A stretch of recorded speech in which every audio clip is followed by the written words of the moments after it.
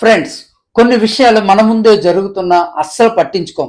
చెడు విషయాలు అయితే ఖండించం. ఎందుకంటే మనం ఎప్పుడు సంస్కారం అనే ముసుగు వేసుకొని ఉంటాం కాబట్టి.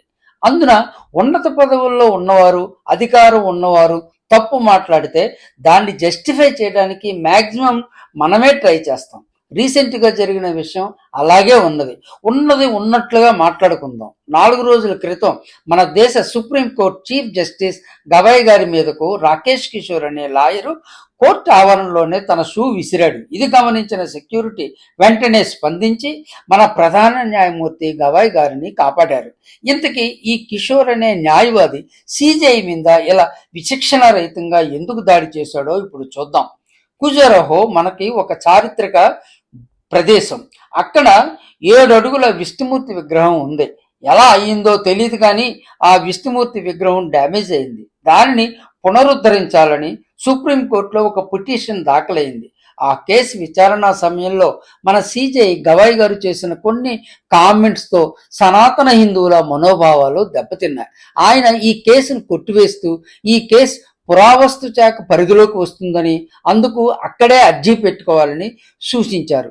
అంతటితో ఆగకుండా మీరు విష్ణు భక్తులైతే విష్ణుమూర్తి విగ్రహం దగ్గరికి వెళ్ళి భజన చేయండి, యోగా చేయండి, పూజలు చేయండి, మీ దేవుడు మీ మొర వింటాడేమో చూద్దాం అన్నారట. అప్పుడు ఆయన ఈ కామెంట్స్ అనాలోచితంగా వెరీ క్యాజువల్గా మాట్లాడి ఉండవచ్చు. ఒక దేశానికి ప్రధాన న్యాయమూర్తి ఇలా సనాతన ధర్మం గురించి మాట్లాడడం సరికాదు. బాధ్యతాయుతమైన పదవిలో ఉంటూ ఇలా ఏ మతాన్ని కించపరచడం అస్సలు మంచిది కాదు.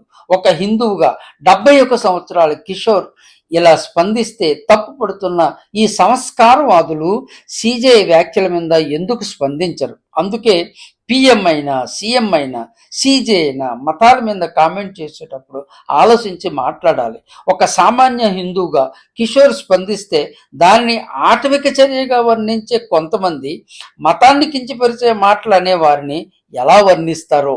ఇప్పుడు మన తెలుగు సాహితీ ప్రపంచంలో ఎంతో ఆదరణ పొందిన మన యోగి వేమన గారి సామాజిక స్పృహ గురించి చెప్పిన ఒక పద్యం గురించి తెలుసుకుందాం.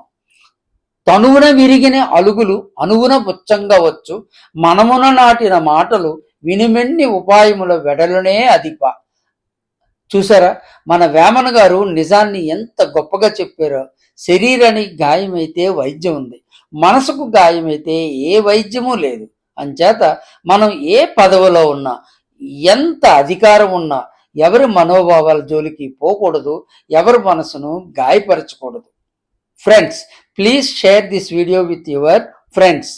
Please subscribe our channel Venkadu Creations. Thank you all.